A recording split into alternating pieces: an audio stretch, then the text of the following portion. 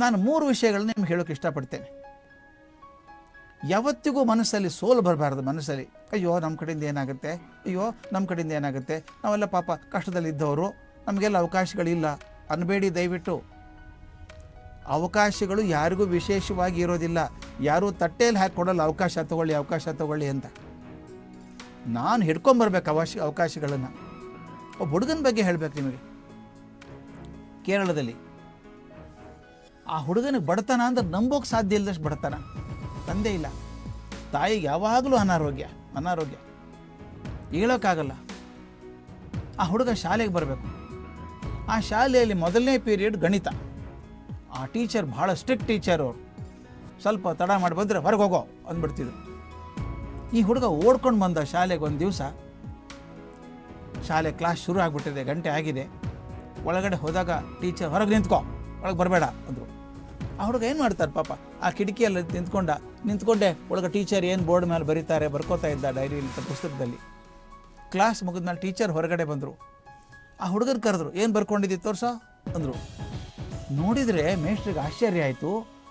ಒಳಗಡೆ ಕೂತ್ಕೊಳ್ಳೋಕ್ಕಿಂತ ಚೆನ್ನಾಗಿ ಬರ್ಕೊಂಡಿದ್ದಾನೆ ಹುಡುಗ.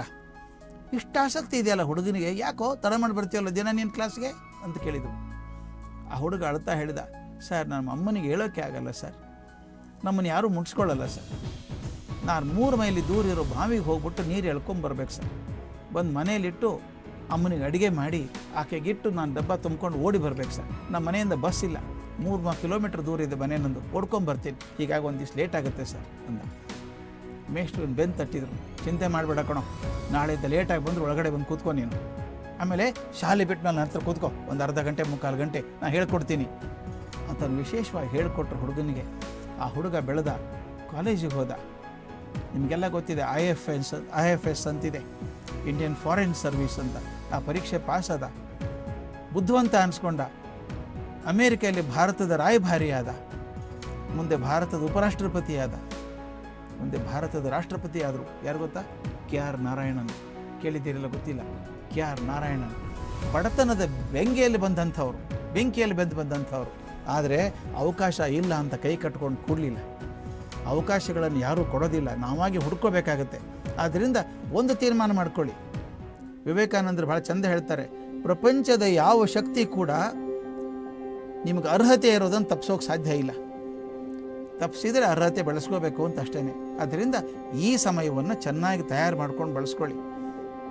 ಇದು ಯಾರ ಜೀವನ ಯಾರ್ದು? ನಿಮ್ಮ ತಾನೇ? ಹೌದು. ಸ್ವಂತದ್ದೋ ಬಾಡಿಗೆದೋ? ಸ್ವಂತ ತಾನೇ ಜೀವನ. ಅದನ್ನು ಹುಷಾರಾಗಿರ್ಬೇಕಪ್ಪ ನಾವು. ನಮ್ಮ ಸ್ವಂತದ ಮನೆ ಅಂದರೆ ಏನು ಮಾಡ್ತೀವಿ ಗೊತ್ತಾ? ಒಳ್ಳೆ ಬಣ್ಣ ಹಚ್ತೀವಿ, ಒಳ್ಳೆ ಚಿತ್ರ ಹಾಕ್ತೀವಿ ಮನೆಯಲ್ಲಿ ಒಂದು ಚೂರು ಕಸ ಇಡಲ್ಲ, ತೆಗೆದು ಹೊರಗೆ ಹಾಕ್ತೀವಿ ಅಲ್ವಾ? ಇದು ನಿಮ್ಮ ಜೀವನ ಅಂದರೆ ಅದನ್ನು ಹಾಗೆ ಇಟ್ಕೋಬೇಕಲ್ವಾ? ಚೆಂದ ಇಟ್ಕೋಬೇಕು. ಒಳಗಿನ ಕಸ ತೆಗೆದು ಹೊರಗಡೆ ಹಾಕಬೇಕು. ನನಗೆ ಆಗೋಲ್ಲ ಅನ್ನೋವಂಥ ಕಸ ಹೊರಗೆ ಹಾಕಬೇಕು. ಅಯ್ಯೋ ನನ್ನ ಕಡೆಯಿಂದ ಆದೀತೆ ಅಂತ ಅಪನಂಬಿಕೆಯನ್ನು ಹೊರಗೆ ಹಾಕಬೇಕು. ಅಯ್ಯೋ ನಮ್ಮಿಂದ ಏನು ಆದೀತು ಅಂತ ಪ್ರಶ್ನೆಗಳನ್ನು ಹೊರಗೆ ಹಾಕಬೇಕು. ನನಗಾಗಲಾರ್ದು ಏನು ಯಾರಿಗಾಗಬೇಕು ಅಂತ ಹಠ ಹಿಡಿದು ಕೂತ್ಕೊಳ್ಳಿ. ಯಾಕಾಗಲ್ಲ ನೋಡೋಣ. ದಯವಿಟ್ಟು ಈ ಇರೋ ಸಮಯವನ್ನು ಪ್ರತಿ ಕ್ಷಣವನ್ನು ಚೆನ್ನಾಗಿ ಬಳಸಬೇಕು.